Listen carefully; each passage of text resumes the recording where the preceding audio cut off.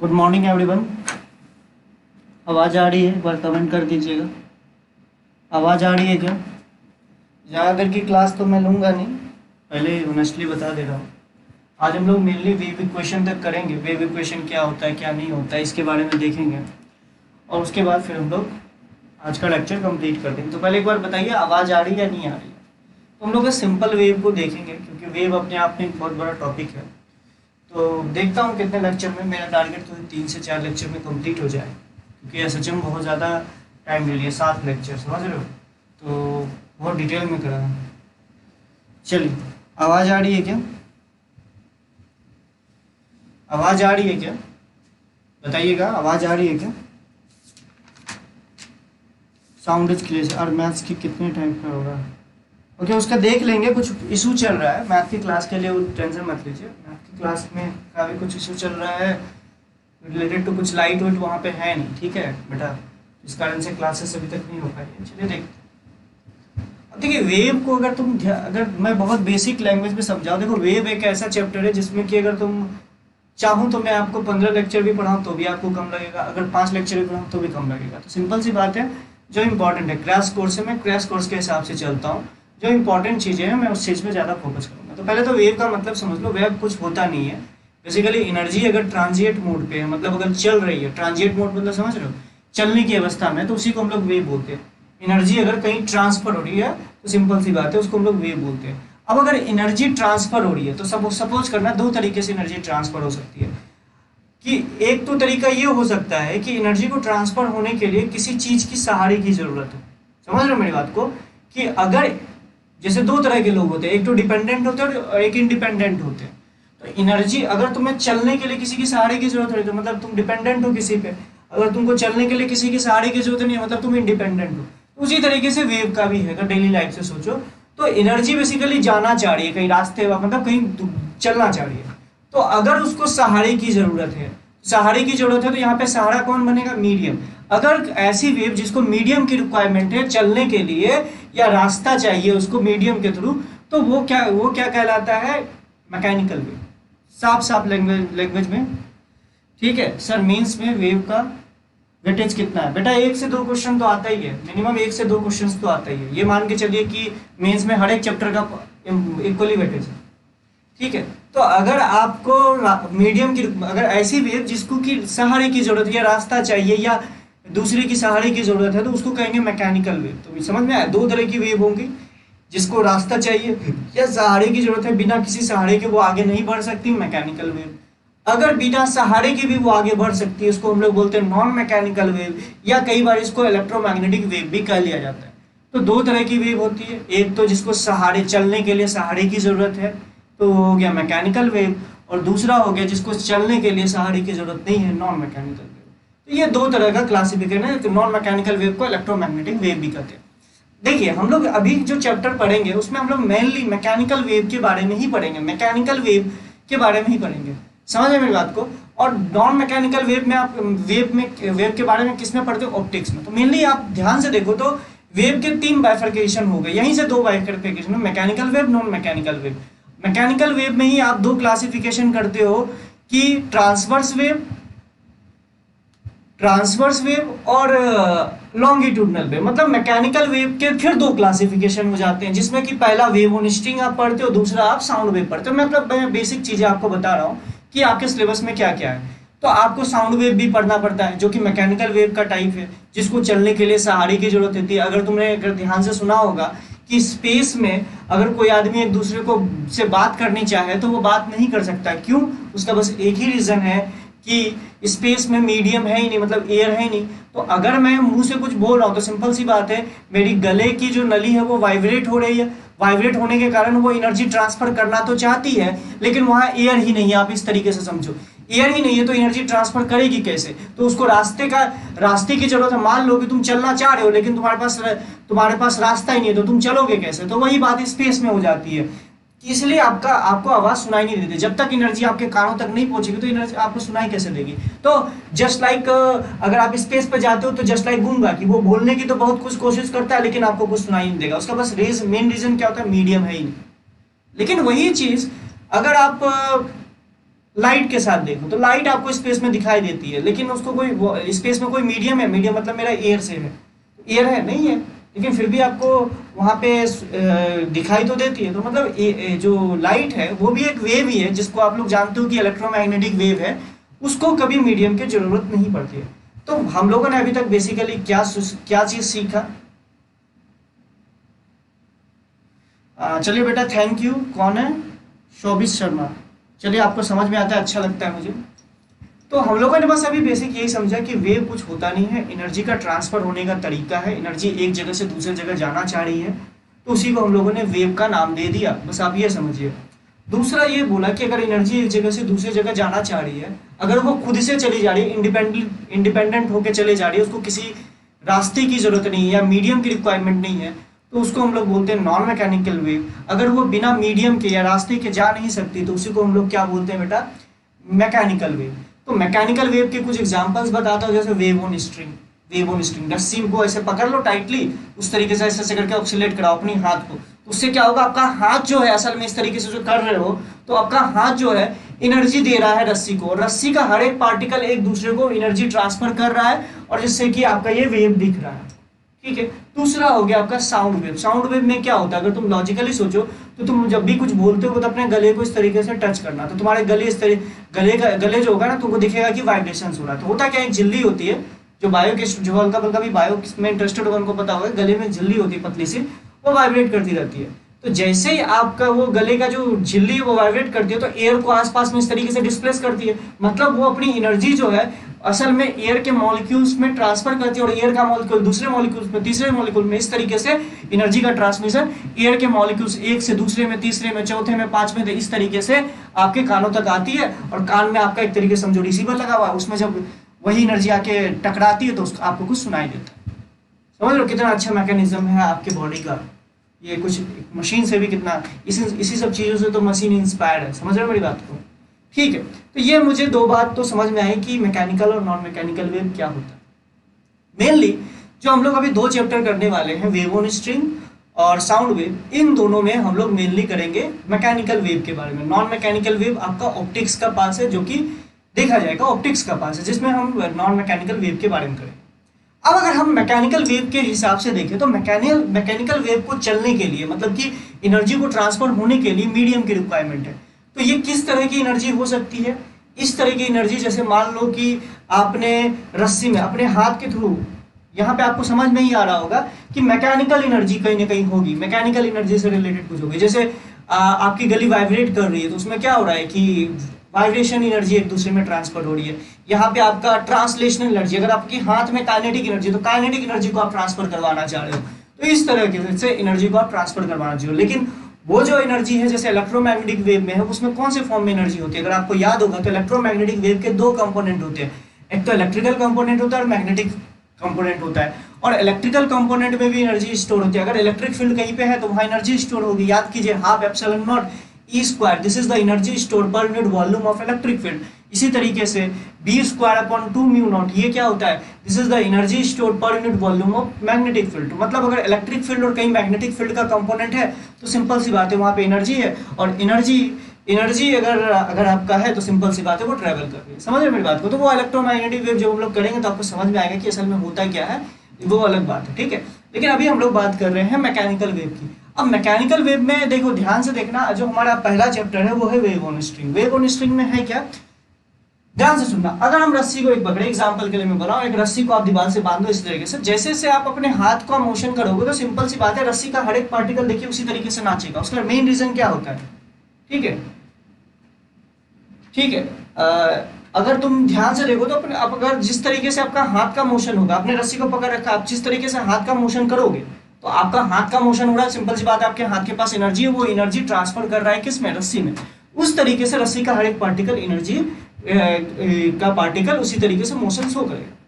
लेकिन एक बात समझिएगा, कभी भी वेव होता है तो वेव में क्या होता है, एक बात याद रखिएगा, हमेशा याद रखिएगा दो तीन चीजें, कि वेव में चलिए एनर्जी का ट्रांसफर होता है। तो वेव वेलोसिटी कभी भी बोला जाता है, आप ये समझिएगा कि वेव वेलोसिटी का मतलब होता है एनर्जी किस स्पीड से ट्रांसफर हो रही है, मतलब एनर्जी किस स्पीड से दौड़ रही है। कभी भी आपको वेव वेलोसिटी का मतलब अगर कहीं अगर आपको फील करना है तो वेव वेलोसिटी का मतलब है अच्छा एनर्जी किस स्पीड से दौड़ रही है, दैट इज वेव वेलोसिटी। अब एक बात समझिएगा, कभी भी वेव में, जैसे अगर मैकेनिकल वेव की बात करें तो मैकेनिकल वेव में भी चलिए एनर्जी का तो ट्रांसमिशन होता है, लेकिन किस तरीके से होता है तो ये समझिए। मान लीजिए जैसे एग्जांपल के लिए मैं आपको बताऊं तो होता क्या है, मान लीजिए ये आपका मीडियम है, ये आपका मीडियम है, ठीक है। अब देखिए इस मीडियम में बहुत सारे पार्टिकल्स हैं, बहुत सारे पार्टिकल्स हैं। आपने क्या किया, एनर्जी दी, तो एनर्जी दिया तो क्या हुआ कि इस पार्टिकल को एनर्जी मिली, तो ये पार्टिकल जो अपने बगल वाले पार्टिकल को एनर्जी का ट्रांसमिशन करेगा, ये फिर बगल वाले पार्टिकल को एनर्जी का ट्रांसमिशन करेगा। इस तरीके से एनर्जी आगे प्रोपोगेट होती जाएगी। तो आपको दिख रहा होगा कि यहाँ मीडियम की रिक्वायरमेंट है। अगर मीडियम का पार्टिकल नहीं होता तो सिंपल सी बात है एनर्जी का ट्रांसमिशन एक से दूसरे में नहीं हो पाता। सिंपल सी बात है, एनर्जी का ट्रांसमिशन किस तरह। लेकिन एक बात समझिएगा कि मीडियम का जो पार्टिकल है ना, वो ऐसा नहीं हो रहा है कि ये एनर्जी को लिया और ये लेके यहाँ पे आ गया, इस तरह की चीजें नहीं हो रही। वो क्या क्या अपने एडजेसेंट वाले पार्टिकल को एनर्जी का ट्रांसमिशन कर दिया। वो क्या कर रहा है बेटा, एसएचएम की डीपीपी डिस्कशन करना थोड़ा सा लॉजिकली समझना। एक बच्चा बोल रहा है सर एसएचएम की डीपीपी डिस्कशन करवा दीजिए। अब एक बात समझना, एसएचएम 6 लेक्चर में हुआ, आपको याद होगा 6 से 7 लेक्चर में हुआ। एसएचएम कोई लग गया 7, आपके 1.5 महीने में 2 मंथ, मान लीजिए 60 दिन में, सुनना मेरी बात, 60 दिन में आपके जेई मेंस 60 से 70 दिन जेई मेंस का एग्जाम में लगेगा। लॉजिकल बात है कि या तो आपका ये मान लीजिए जुलाई एंड में या अगस्त स्टार्टिंग में एग्जाम तो हो जाएगा, ये बात आप भी समझ रहे।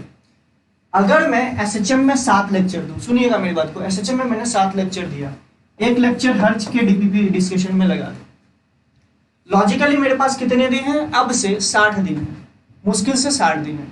अब एक बात बताओ, लॉजिकली सोच के बताना, हर एक चैप्टर अगर 6 से 7 लेक्चर में मैं कराऊंगा तो आपका सिलेबस कंप्लीट हो पाएगा। ये बात आप लास्ट में नहीं देखोगे कि सर ने एक एक चैप्टर को इतनी ज्यादा डिटेल में कराया। उस समय आप यही बोलोगे, जो भी आपके दिमाग में जो भी गाली आएगा, बस वो गाली का नाम मैं नहीं ले सकता, आप यही बोलोगे कि इन लोगों ने हमारा मतलब कि सिलेबस कंप्लीट नहीं करवाया।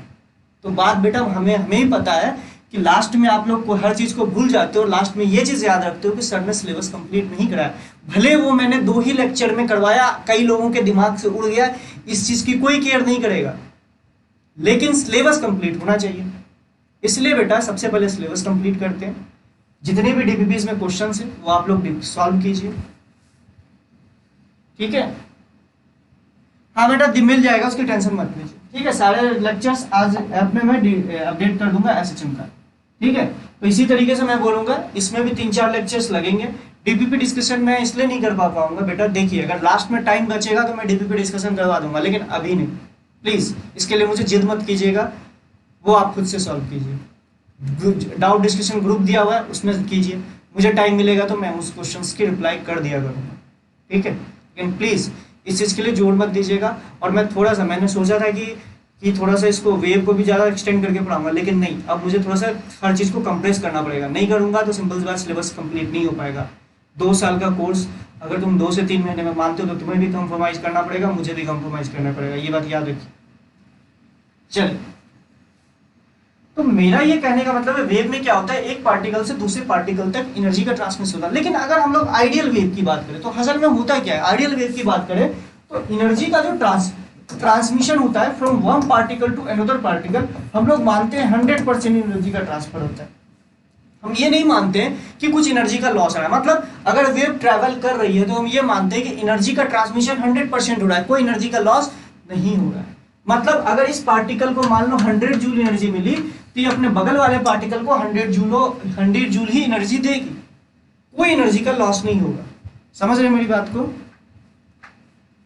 बेटा? मैंने पहले भी डीपीपी डाल रखा है बेटा, अगर आप लोगों को नहीं मिलता तो मैं क्या करूं, लास्ट में मैंने डीपीपी वहां पे क्या बोलते हो, वीडियो के नीचे जो नोट्स लिखा जो रहता है ना, उसमें से 3-4 वीडियो को क्लिक कीजिएगा तो आपको पता चल जाएगा, इसमें आपको डीपीपी दिख जाएगा। जाके चेक तो कीजिए बेटा, मैं मजाक झूठ थोड़ा ना बोल रहा हूँ। आज जो भी 2-3 लेक्चर्स का जो भी थ्योरी था ना वो मैं डाल दूंगा, तो उसकी टेंशन मत लीजिए, ठीक है। ये होता है आपका वेव का बेसिक की मतलब कि 100, अगर हम लोग आइडियल वेव की बात करें तो 100% एनर्जी का ट्रांसमिशन होगा, ये मान के चलिए।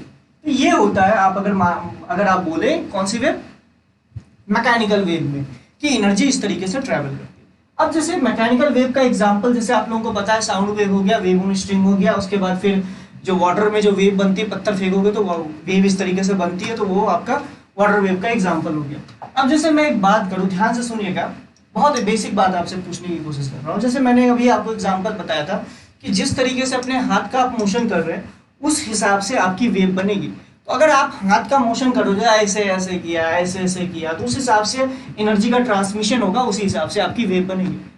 फॉर कैलकुलेशन पर्पज इस चैप्टर में हम लोग करेंगे सिंपल हार्मोनिक वेव। अब सिंपल हार्मोनिक वेव क्या होता है? सिंपल हार्मोनिक वेव का बस इतना समझिए कि आपको जैसे मैंने एग्जांपल बताया कि अगर रस्सी को मैं दीवार से बांध दूं, रस्सी का एक एंड में पकड़ लूं और अपने हाथ को मैं एसएचएम कराऊं, तो इससे जो रस्सी में जो वेव बनेगी उसी को हम लोग बोलेंगे सिंपल हार्मोनिक वेव। या आप इसको दूसरे तरीके से समझ सकते हो कि आप एक स्प्रिंग ब्लॉक सिस्टम ले लो या कोई एक ऐसा पार्टिकल ले लो कि जो कि एसएचएम कर रहा है। समझ रहे हो मेरी बात को? या आप अपने हाथ को एसएचएम करा दो, या आप दूसरे तरीके से भी बोल सकते हो कि आपने एक ब्लॉक सिस्टम ले लिया जिसको कि आपने एक रस्सी से अटैच करवा दिया। ध्यान से देखो, एक रस्सी से अटैच करवा दिया, ठीक है। अब इसको आप एसएचएम करा रहे हो। अगर ये आपको एसएचएम करा रहे हो तो क्या होगा कि ये एनर्जी इस वाले में ट्रांसफर करेगा, तो इसका हर एक पार्टिकल जो है वो एसएचएम करने लगेगा। ये बात ध्यान से देखिए कि अगर ये एसएचएम करेगा तो इससे जबकि सारे पार्टिकल्स अटैच है, रस्सी का हर एक पार्टिकल अटैच है, तो इसका एसएचएम के कारण सारे पार्टिकल भी एसएचएम करने लगेगा। लेकिन एक बात ध्यान से देखिए, जब ये एसएचएम करेगा तो सिंपल सी बात है एनर्जी का ट्रांसमिशन करेगा, तो इसको आपको कंटिन्यूअसली एनर्जी सप्लाई करना पड़ेगा ताकि ये एसएचएम करता रहे। क्योंकि भैया एक बात आप जानते हो कि एसएचएम में एनर्जी कांस्टेंट तो होता है, लेकिन ये इसकी एनर्जी कांस्टेंट कब रहती? जब ये अकेला एसएचएम कर रहा होता है। लेकिन जब आपने इसको एक रस्सी के साथ अटैच कर दिया तो ये अपनी एनर्जी दे रहा है ना इसको, तो सिंपल सी बात है आपको यहाँ पे इसको कंटिन्यूअसली एसएचएम करवाना पड़ेगा। जिसका कि सबसे अच्छा एग्जांपल आपको हाथ के केस में समझ में आता है। कैसे आप बोल सकते हो? अगर अपने हाथ को आप इस तरीके से करो, अगर आपने एक रस्सी को पकड़ रखा है, एक दूसरे एंड में आपका हाथ है, तो आप उसको कंटिन्यूअसली इस तरीके से ऑक्सीलेट कराते रहो, तो आपको पता चलेगा कुछ देर बाद आपका हाथ दुख रहा है। तो इसका मतलब क्या है कि आप कुछ ना कुछ वर्क कर रहे हो, कुछ ना कुछ वर्क कर रहे हो, जिसका कारण आपका हाथ की एनर्जी जा रही है उसमें, तो सिंपल सी बात इसलिए आपका हाथ पेन करने लगता है। तो कंटिन्यूअसली आपको एनर्जी देते रहना पड़ेगा, तभी ये जो स्ट्रिंग में इस तरीके की जो शेप बनती है वेव के कारण, अगर जब आप इसको आप इस तरीके से ऑक्सीलेट करा दो, इस तरीके जो स्ट्रिंग में शेप बनेगी वो कंटिन्यूअसली तभी तक मेंटेन रह पाएगी। अगर जैसे अपने हाथ को रोकोगे तो देखोगे कुछ वो रुक जाएगी। तो ऐसा क्यों है? लॉजिकली सोचोगे तो आपको समझ में आएगा कि भैया वेव का मतलब ही एनर्जी का ट्रांसमिशन। जब आपने एनर्जी देना बंद कर दिया तो वेव कैसे मेंटेन रह पाएगी? वेव तो खत्म हो जाएगा ना, ठीक है। चलिए, तो ये आपका हो गया। तो हम लोगों ने क्या देखा कि रस्सी का या किसी एक पार्टिकल से अटैच, जो मीडियम का पार्टिकल है, मीडियम जो है अगर किसी दूसरे चीज से अटैच है, अगर जिसको हम लोग बोले, जैसे मान लो कि इस केस में हमने बोला हाथ, ये अपना हाथ है, तो हाथ को हम लोगों ने बोल दिया सोर्स। सोर्स क्या होता है भैया? जिसके कारण ये मतलब समझ लो कि जो एनर्जी का ट्रांसमिशन कर रहा है, जो एनर्जी का जो मेनली जो एनर्जी का ट्रांसमिशन कर रहा है, उसी को हम लोग सोर्स बोल रहे हैं। जैसे मेरा हाथ जो हो गया वो सोर्स हो गया, वो कंटिन्यूअसली एनर्जी दे रहा है, इसी को सोर्स बोल दिए। तो अच्छा, अगर हम लोग बात करें कि सिंपल हार्मोनिक वेव की, तो सिंपल हार्मोनिक वेव क्या होता है कि अगर हम अपने हाथ को या किसी एक ऐसे पार्टिकल को जिससे कि रस्सी अटैच है उसका मोशन सिंपल हार्मोनिक मोशन करवाए, तो उससे जो बनने वाली वेव होगी उसी को हम लोग क्या बोलते हैं? Simple harmonic wave. क्या बोलते हैं उसको बेटा? Simple harmonic wave. अच्छा, आप समझिएगा एक बात को, यहाँ पे एक थोड़ा सा डिफरेंस है एसएचएम में और वेव में, बस एक बेसिक सा डिफरेंस है कि सिंपल हार्मोनिक वेव की एनर्जी का कैलकुलेशन आप दोनों में सेम नहीं कर सकते। समझ रहे मेरी बात को? ये बाद में आपको समझ में आएगा, ठीक। अब अगर मैं बोलूं, ध्यान से समझिएगा, सोर्स पार्टिकल आपको समझ में आएगा। सोर्स किसको बोलते हैं? जो कि एनर्जी का ट्रांसमिशन। अगर सोर्स एसएचएम कर रहा है तो सिंपल सी बात है इस रस्सी का हर एक पार्टिकल एसएचएम करेगा। अगर इस रस्सी का हर एक पार्टिकल एसएचएम करेगा तो बताइए रस्सी का हर एक पार्टिकल एसएचएम कौन से एम्पलीट्यूड, कौन सी फ्रीक्वेंसी के साथ करेगा? मान लेते हैं ये जो सोर्स पार्टिकल है, ये ए एम्पलीट्यूड और एफ फ्रीक्वेंसी से एसएचएम कर रहा है। तो बताइए रस्सी का हर एक पार्टिकल का एम्पलीट्यूड और फ्रीक्वेंसी क्या होगा? क्योंकि तुम ध्यान से देखो ना, जैसे जैसे आप करते हो, जैसे जैसे आपका मोशन होता है, रस्सी का हर एक पार्टिकल भी उसी तरह का मोशन शो करता है। और हम लोग मान रहे हैं कि रस्सी में कोई भी एनर्जी का लॉस नहीं हो रहा है, ये मान के चल रहा है। मैंने आपको पहले ही बताया कि आइडियल वेव का क्या मतलब होता है। आइडियल मतलब 100% एनर्जी का ट्रांसफर। तो इसको इस लॉजिकली ऐसे समझो, जब आप रस्सी को इस तरीके से पकड़े हुए थे, तो जब आप जैसे उठा रहे थे ना, तो आपने कुछ एनर्जी दिया होगा रस्सी को, तो वही एनर्जी, अब जैसे समझना, ये रस्सी था, आपने इसको थोड़ा सा ऊपर उठाया, तो ध्यान से देखो, उसके कारण आपने रस्सी में कुछ ना कुछ एनर्जी दिया होगा। अब यही एनर्जी जैसे जैसे ट्रेवल करेगी ना, तो वो हर एक पार्टिकल को उठाते जाएगी। तो ये ऐसा समझो, इसको मैं अगर देसी लैंग्वेज में बोलूं, ये वो ऐसा एनर्जी है जो इसको ना, मतलब कि सारे पार्टिकल जो ऐसे सोए हुए थे, मीन पोजीशन में थे, जैसे इस तरीके से स्ट्रेट थे, अगर सारे पार्टिकल्स को वही सारे पार्टिकल से तक वो एनर्जी पहुंचेगी ना, तो वो उसको थोड़ा थोड़ा थोड़ा थोड़ा डिस्प्लेस करना चालू कर देगा। समझ रहे हो? इसको थोड़ा सा फील समझना कि अगर जैसे कि मान लो कि ये रस्सी सीधी थी और आप यहाँ से हाथ से पकड़ के रखे थे, तो आपने इसको थोड़ा सा उठाया, जैसे सपोज करो इसको थोड़ा सा उठाने में लगा 10 जूल एनर्जी, तो ये 10 जूल जो एनर्जी लगा, एग्जांपल के लिए बोल रहा हूँ, समझना मेरी बात। सर किसी का भी चलिए ठीक है, तो अगर आपने 10 जूल एनर्जी दी, तो ये पार्टिकल को 10 जूल एनर्जी दी, फिर इसने बगल वाले को 10 जूल एनर्जी दी, तो ये थोड़ा सा उठा था, फिर इसने अपने बगल वाले पार्टिकल को 10 जूल एनर्जी दी, तो फिर इसको ये ऊपर उठा दिया, फिर इसी तरीके से इसने इधर ट्रांसफर किया। तो एनर्जी का ट्रांसमिशन जैसे जैसे आगे बढ़ता जाएगा, तो क्या होगा कि जिस रेशियो में आपने उस चीज को उठाने के लिए एनर्जी दी थी, वही रेशियो में सारे पार्टिकल्स उठना चालू हो जाएंगे। अच्छा, जैसे आपने इसको इतना तक उठाया, तो क्या आप रुक गए हो? क्या नहीं रुके हो? उसके बाद फिर भी तो आप अपने हाथ को ऊपर लेके जा रहे हो, तो फिर मतलब क्या है कि इस वाला जो आपके सोर्स से अटैच है पार्टिकल, उसको कंटिन्यूअसली एनर्जी प्रोवाइड करते जा रहे हो। पहले थोड़ा सा एनर्जी जो कि उसको थोड़ा सा उठाया, फिर कंटिन्यूअसली फिर उसको थोड़ा सा एनर्जी, तब तक ये थोड़ा सा और आगे उठ गया। तो इसको मैं अगर डायग्राम के थ्रू बताऊं, तो इसको ऐसे करके सोच सकते, पहले ये ऐसे करके रुका हुआ था, फिर इसको थोड़ा सा एनर्जी दिया, तो ये वाला पार्टिकल ऐसे थोड़ा सा उड़ गया, फिर जाके कुछ टाइम बाद ये ऐसे हो गया, ध्यान से देखना, फिर यही चीज जो है ये थोड़ा सा आगे बढ़ी, फिर ये आगे ऐसे करके चली गई, फिर क्या हुआ, ये चीज आगे बढ़ी और ये ऐसे करके हो गई और ये ऐसे हो गई। ध्यान से देखो, तो ये क्या हुआ कि असल में तुम ध्यान से देखो तो आपको समझ में आएगा कि यही चीज जो है ना, ये ट्रैवल कर रही है, ये डिस्टरबेंस जो है असल में आगे बढ़ती जा रही है। ये डिस्टरबेंस अभी देखो, अगर तुम यहां से यहां में देखो, तो ये डिस्टरबेंस पहले यहां पे थी, ये डिस्टरबेंस अभी यहां पे थी, अब ये डिस्टरबेंस कहां आ चुकी है? इस जगह पे आ चुकी है। अब यही डिस्टरबेंस यहां आ चुकी है, अब यही डिस्टरबेंस यहां आ चुकी है। डिस्टरबेंस मतलब जो आपने एनर्जी दी है, समझ रहे हो मेरी बात को? तो देखो ना, यहाँ पे पहले थी, यही चीज जब यहाँ पे पहुंची, तो इस वाले पार्टिकल को ऊपर उठाया होगा, जब ये यहाँ से यहाँ आई होगी, तो इस वाले पार्टिकल को भी ऊपर उठा दिया, अब ये यहाँ पे उड़ गया। समझ रहे हो? इसी तरीके से जब हर छोटे छोटा अमाउंट में जो आप एनर्जी कंटिन्यूअसली दे रहे हो, वही चीज जैसे जैसे पार्टिकल्स के पास पहुंचती है, तो वो उस चीज को ऊपर उठाते जाती है, जिस कारण से आपको इस तरह का पैटर्न दिखता है, और यही चीज फिर आगे बढ़ती जाएगी। समझ रहे हो मेरी बात को? यही चीज आपकी आगे बढ़ती जाएगी। तो ये एक्चुअली होता है स्ट्रिंग में।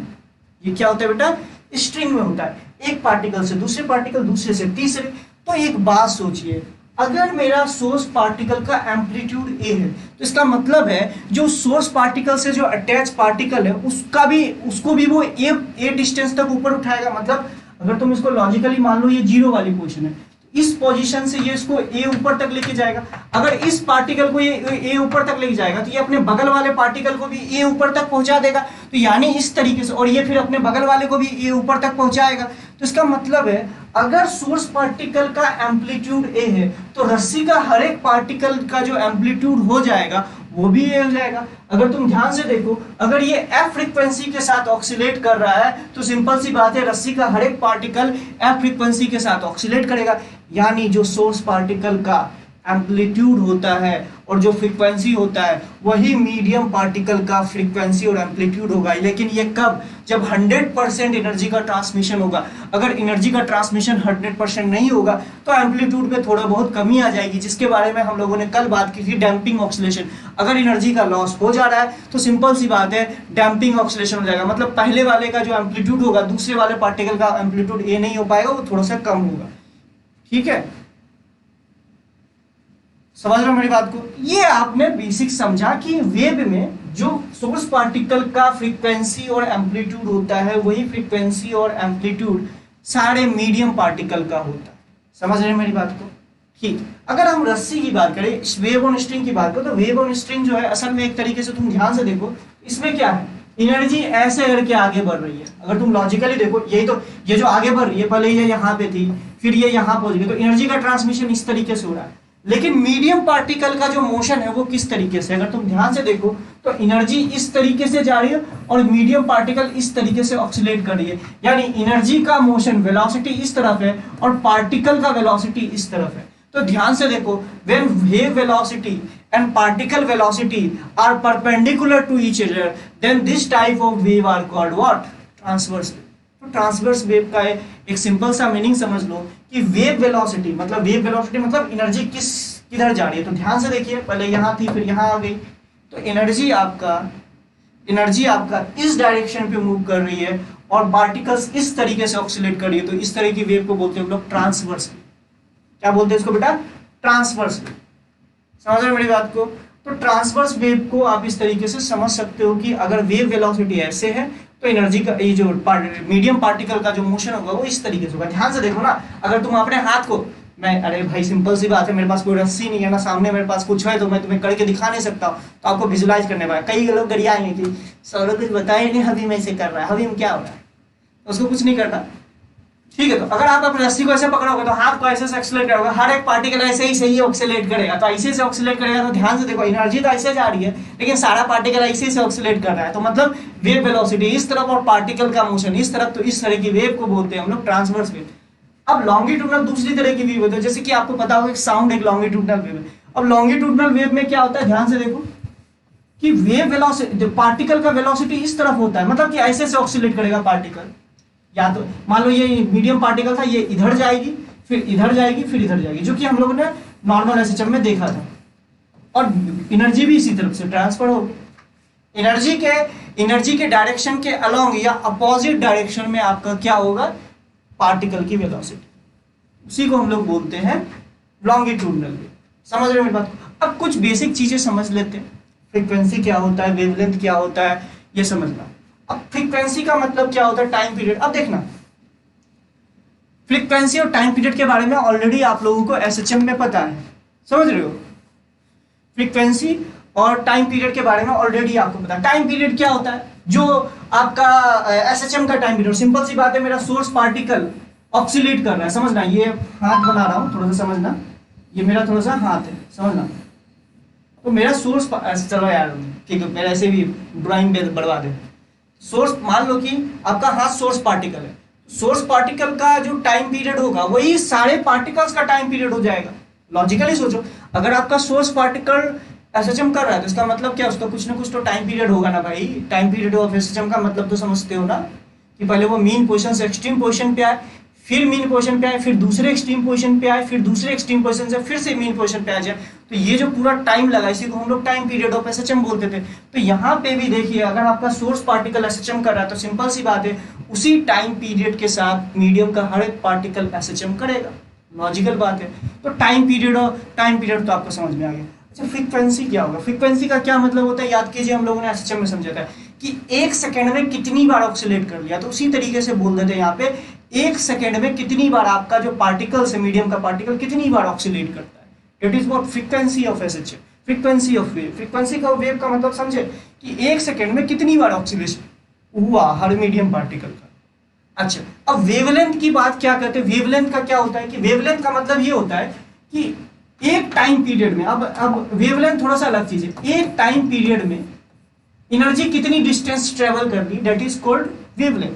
या आप इसको इस तरीके से, distance travel by energy one time period of source is called what? Is called what? Wavelength. तो वेवलेंथ को हम लोग लिख सकते हैं wave velocity into time period. अच्छा, टाइम पीरियड को हम लोग क्या लिख सकते हैं? ध्यान से देखो, टाइम पीरियड को हम लोग लिख सकते हैं, ध्यान से देखिए, अपॉन फ्रीक्वेंसी। देखो ये 1 अपॉन फ्रीक्वेंसी लिख सकते हो, तो यानी वेव वेलोसिटी, आप ध्यान से देखिए, फ्रीक्वेंसी वेवलेंथ इनटू फ्रीक्वेंसी आप लिख सकते हो। भी हम लोगों ने लिखा वेव वेलोसिटी। समझ रहे हो मेरी बात को? समझ रहे हो मेरी बात को? तो वेव वेलोसिटी कुछ और नहीं होता है बेटा, ये वेवलेंथ और कुछ और नहीं होता है। मतलब ये समझो कि एक टाइम पीरियड में एनर्जी कितने आगे निकल गई, दैट इज व्हाट? वेवलेंथ। बहुत बेसिक चीजें हैं। अगर आपने एसएचएम थोड़ा बहुत भी आपको आता है तो बिलीव मी, आपको कभी ऐसा फील नहीं होगा कि wave is a very difficult chapter. This is a very easy chapter. बस आपको विजुलाइज करने की जरूरत होती है। मैक्सिमम टाइम यही बात है कि मैक्सिमम लोग इसको विजुलाइज करा के नहीं पढ़ाते। मुझे भी पहले वेव समझ में नहीं आए थे 11th क्लास में, लेकिन जब दोबारा मैं ड्रॉपर था, मानता हूँ, जब ड्रॉपर्स में मेरे को सर ने पढ़ाया था, बहुत अच्छे से पढ़ाया था। सिंपल सी बात है, मैं तुम्हें इसलिए अच्छे से पढ़ा पा रहा हूँ क्योंकि कहीं ना कहीं उसके पीछे मेरे टीचर का हाथ है। मुझे वेव बहुत अच्छे से समझ में आया था, खास करके एसएचएम वेव, साउंड वेव और 12th के हर एक टॉपिक। उससे पहले जो मैकेनिक्स है थोड़ा सा मेरा वीक था, लेकिन अब ठीक हो गया, राधे राधे। चलिए ये है, तो ये आपको समझ में आया होगा कि वेव का फ्रीक्वेंसी का क्या मतलब होता है, वेव का टाइम पीरियड का क्या मतलब होता है, वेव का वेवलेंथ का क्या मतलब होता है। समझ रहे हैं मेरी बात को? ये सब सारी छोटी छोटी चीजें। अच्छा अब चलिए अब हम लोग थोड़ा सा आगे बढ़ते हैं। ये बात तो हमें समझ में आ गया कि सारी चीजें। अब एक बात समझिएगा कि मेरे पास एक फॉर्मूला तो ये आ गया, वेव वेलोसिटी की वैल्यू जो होगी, वेव वेलोसिटी की जो वैल्यू होगी वो हो जाएगी फ्रीक्वेंसी को एफ से ही दिखा देंगे, frequency of wave into wavelength of wave. समझ रहे हो मेरी बात को? ये आपके पास एक फॉर्मूला आ गया जो कि आप नोट कर सकते हो, इसके बारे में भी आप समझ सकते हो, बहुत अच्छी बात है। अच्छा अगर मैं बात करूं फ्रीक्वेंसी का मतलब क्या होता है, फ्रीक्वेंसी का मतलब होता है कि एक टाइम पीरियड में कितना ऑक्सीलेशन कंप्लीट हो गया सोर्स के द्वारा। तो उसी तरीके से आप बोल सकते हो एक टाइम पीरियड में आपका मीडियम का हर एक पार्टिकल कितनी बार ऑक्सीलेट हो गया। मैं ये बात कर रहा हूं किसके लिए, समझिएगा मेरी बात को, किसके लिए मैं बात कर रहा हूं, इसके लिए, मैकेनिकल वेव के लिए बोल रहा हूं, ठीक है। अच्छा चलिए दूसरी बात जो मैं आपको एक बात बताना चाहूंगा, ध्यान से सुनिएगा। पहली बात तो ये बात आपको समझ में आए। अब एक बात समझिएगा, बहुत लॉजिकल बात मैं आपसे पूछ रहा हूं।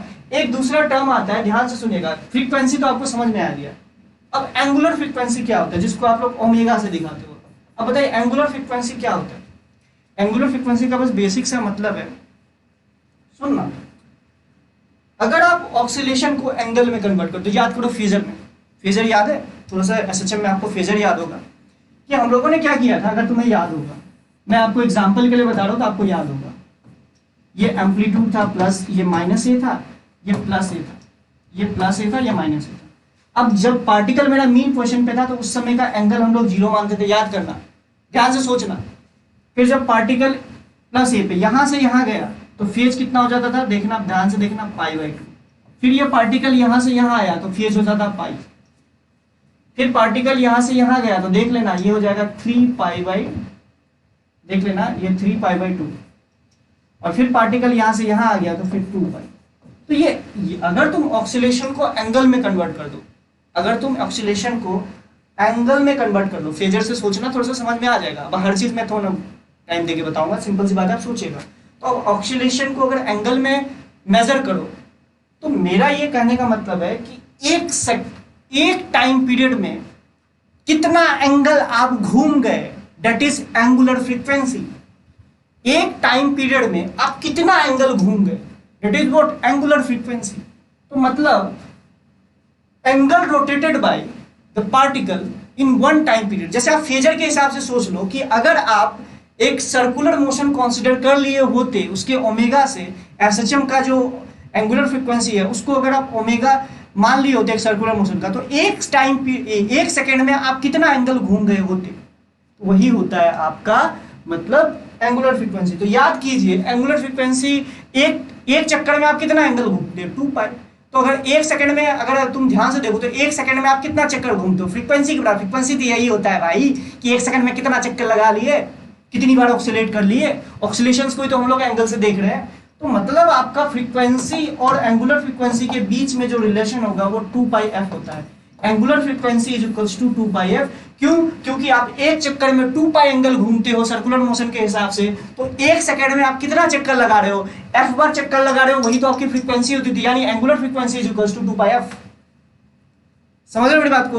Angular frequency is equals to 2πf। और फ्रीक्वेंसी कितना होता था, 1 टाइम पीरियड। इसके बारे में सोचोगे तो तुम्हें समझ में आ जाएगा कि आपने क्या बोला कि आपका जो एसएचएम है उसका टाइम पीरियड टी है। तो फ्रीक्वेंसी समय क्या होता है, एक सेकंड में आपने कितनी बार चक्कर लगाया। तो आप यूनिटरी मेथड का यूज करो कि टी सेकंड में एक चक्कर हमने लगाया, एक ऑक्सीलेशन कंप्लीट किया, तो एक सेकंड में कितना हम चक्कर लगा लेंगे, तो 1/t। तो दिस इज व्हाट फ्रीक्वेंसी।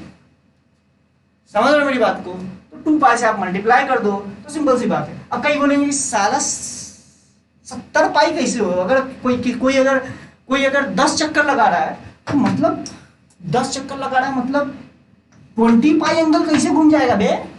एक सर्कल में तो 2π एंगल होता है, 20 पाई एंगल कैसे घूमोगे? तो मेरा कहने का मतलब है गधेड़े, उसका मतलब ये है एक चक्कर घूमे तो 2 पाई, दूसरा चक्कर घूम गए तो 4 पाई, इसी तरीके से करते जाओ तो मतलब ये 20 पाई तक हो जाएगा। लॉजिकली आपको समझ में आया कि क्या मैं बोलने की कोशिश कर रहा हूं? तो इस तरीके से आप समझ सकते हो क्या? ठीक है, तो ये बताइए अभी तक क्लियर है सब कुछ क्या? अभी तक सारा कुछ क्लियर है क्या?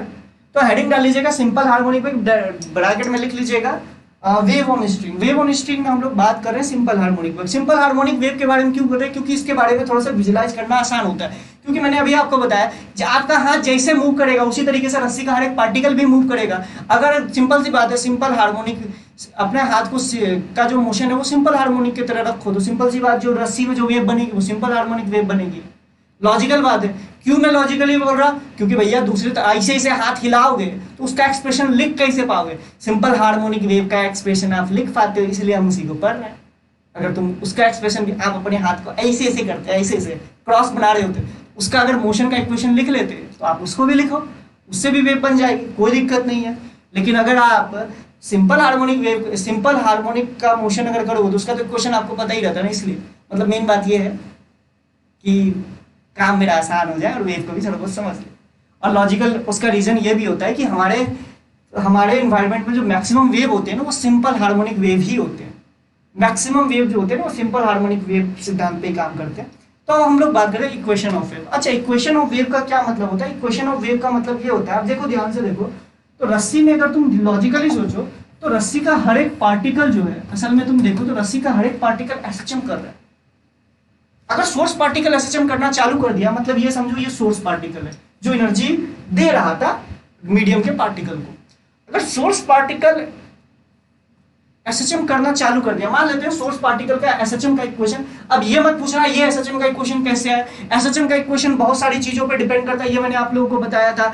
t इक्वल्स टू 0, आप जिस टाइम को ऑब्जर्व कर रहे हो उस टाइम पे आपका पार्टिकल मीन पोजीशन से कहाँ था, ऊपर था, नीचे था, ओरिजिन की तरफ आ रहा था या ओरिजिन से दूर जा रहा था, ये सब सारी चीजें करके बताया था। तो मान लो इसका एसएचएम का इक्वेशन देने का a sin of omega T, बहुत सिंपल सा एसएचएम का इक्वेशन हम लोगों ने ये मान लिया। मतलब हमारा जो सोर्स पार्टिकल जो एसएचएम कर रहा था उसका इक्वेशन ये था। तो आपको वेव बताना, वेव इक्वेशन बताना, वेव इक्वेशन का मतलब होता है infinite SHM in a single equation, infinite SHM equation in a single step. मतलब वेव का मतलब ये है कि अगर आप यहां से x डिस्टेंस पे जाओ और उस पार्टिकल का एसएचएम का इक्वेशन लिख दो, मतलब मीडियम, किसी भी मीडियम पार्टिकल का एसएचएम का इक्वेशन लिख दो तो दैट इज वेव इक्वेशन। तो मतलब तुम ध्यान से देखो तो ये असल में देखो तो ये y डायरेक्शन में एसएचएम कर रहा है, इसलिए मैं y equals to a sin omega t लिख रहा हूं। और हम लोग जो नॉर्मल वहां पे देख रहे थे एसएचएम में देख रहे थे वो x equals to a sin omega t देख रहे थे, लेकिन उस केस में क्या हो रहा था, हॉरिजॉन्टली आपका एसएचएम कर रहा था, लेकिन यहाँ पे वर्टिकल एसएचएम हो रहा है। समझ रहे मेरी बात को? वहां असल में y लिखते तो कोई दिक्कत नहीं, जैसे स्प्रिंग वाला याद करो वर्टिकल एसएचएम हो रहा था, उसमें y equals to a sin omega t हमको लॉजिकली लिखना चाहिए था, तो कोई दिक्कत नहीं है, ये बात आप समझिए इस तरीके से एसएचएम कर रहा है।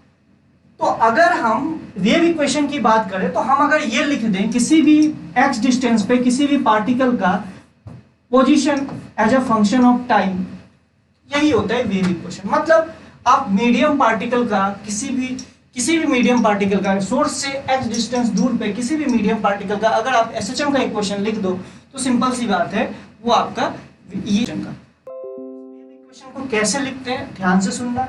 मैंने जो अभी आपको विजुलाइज करा है उस हिसाब से सोचोगे तो आपको समझ में आ जाएगा, उस हिसाब से आपको समझ में आ जाएगा। कैसे? ध्यान से देखना। अगर तुम लॉजिकली सोचो तो वेव एसएचएम का जो इक्वेशन होता है वो इस बात पे डिपेंड करता है कि जिस समय t इक्वल्स टू 0, अगर तुम रस्सी के लिए देखो तो ये रस्सी के लिए ना, अगर तुम रस्सी की बात करो तो ये रस्सी के लिए जो ये वाली लाइन है जिसको मैं येलो से दिखा रहा हूं ये मीन पोजीशन होगी। क्यों मीन पोजीशन होगी? क्योंकि देखो जो हमारा जो सोर्स पार्टिकल है वो भी इसी के अबाउट एसएचएम कर रहा है, ऐसे करके यहां से ऊपर a गया और नीचे यहाँ पे a गया, यानी इस पॉइंट के अबाउट एसएचएम कर रहा है। तो रस्सी का भी हर एक पार्टिकल अपने इसी पोजीशन के अबाउट, जो इनिशियली जिस पोजीशन पे था उसी के अबाउट एसएचएम करेगा। लेकिन आपने t इक्वल्स टू 0 पे इस पार्टिकल का एसएचएम का इक्वेशन ये लिखा, ये t इक्वल्स टू 0 पे ऊपर जाना चालू हुआ, जैसे आप ये समझ लीजिए।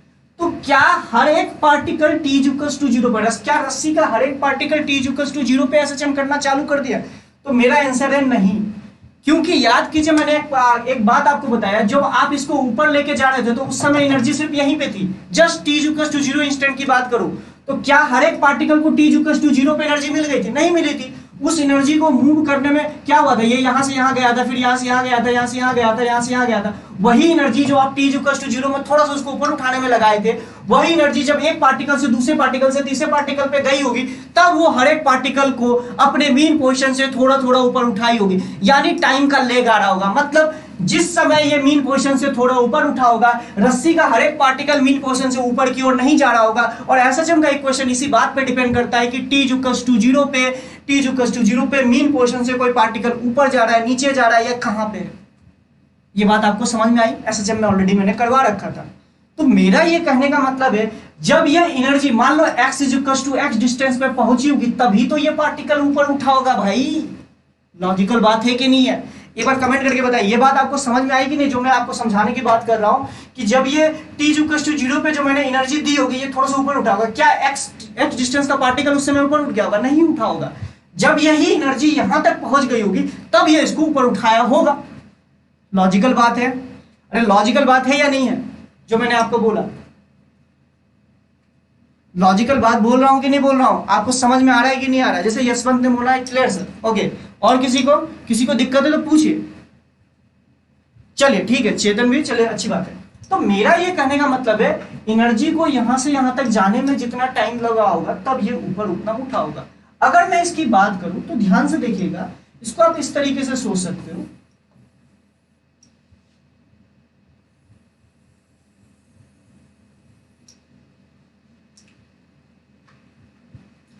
इस पार्टिकल का एसएचएम का इक्वेशन दे रखा था y equals to a sin omega t।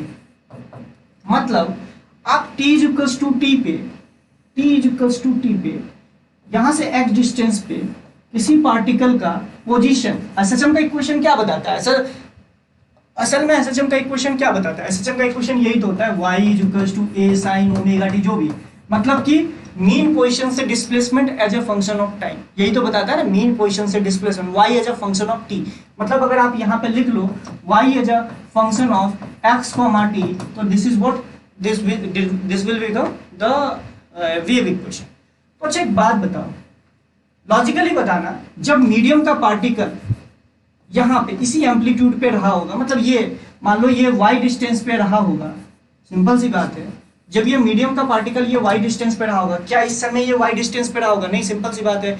कितने देर बाद ये y, जब मान लो कि जब ये y डिस्टेंस पे पहुंचा होगा, तो मतलब ये वाली एनर्जी, जब इसको मान लो यहाँ पे कोई एनर्जी रही होगी जिसने इसको y डिस्टेंस पे पहुंचाया होगा, जब यही वाली एनर्जी यहाँ पे पहुंची होगी, तब ये इसको y डिस्टेंस पे पहुंचाया होगा। मतलब अगर मैं, ध्यान से लॉजिकली सोचना, तो लॉजिकली सोचोगे तो समझ में आ जाएगा।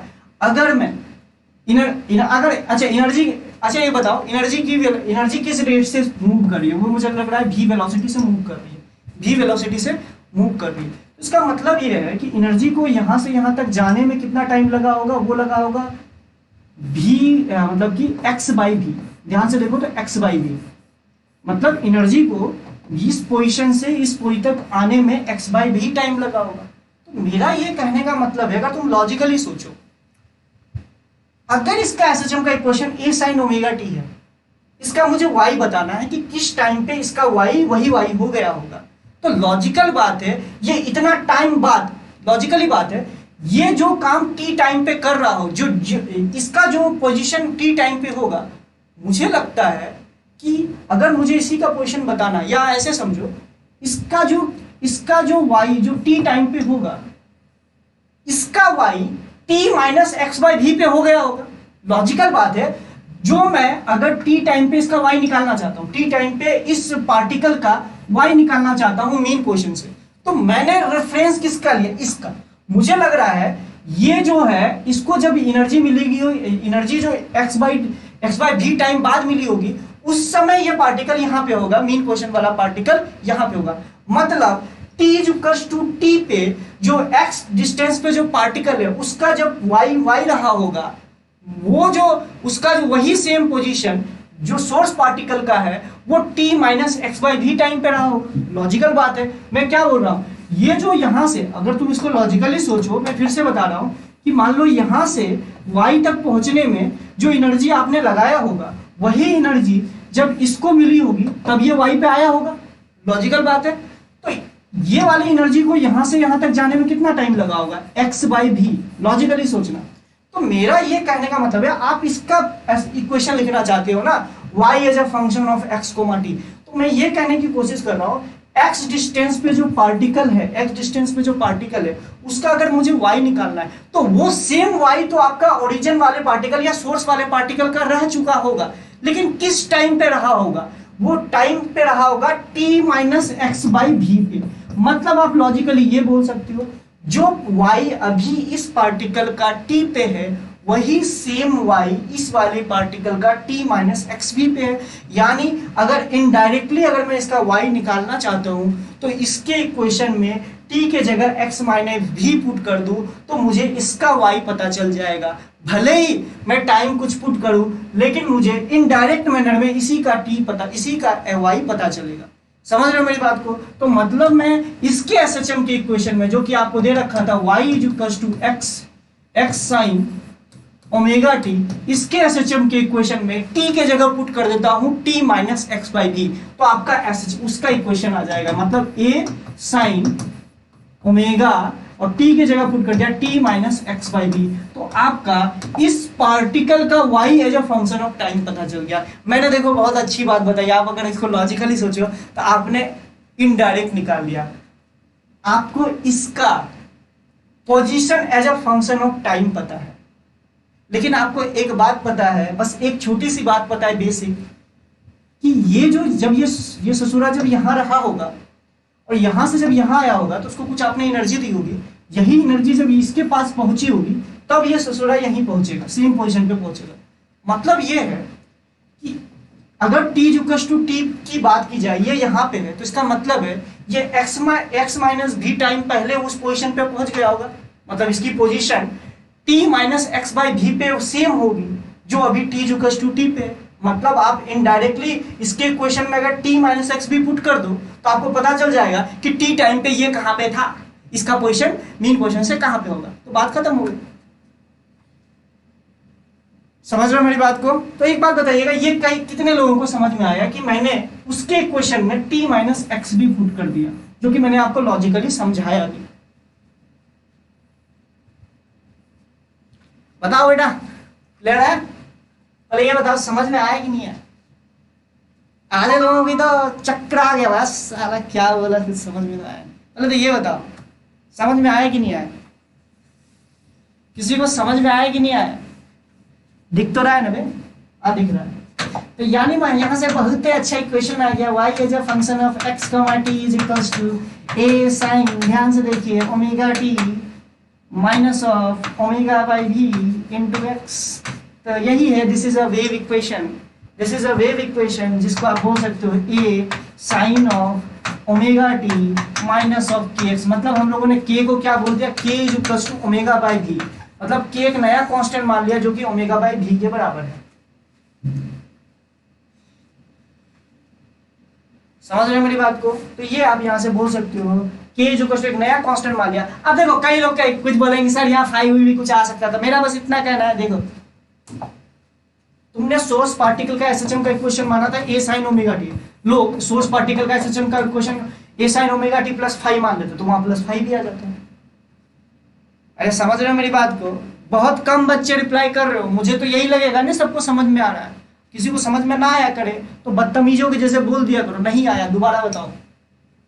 समझ रहे हो? बीच बीच में बोल देने का, शर्माने का नहीं।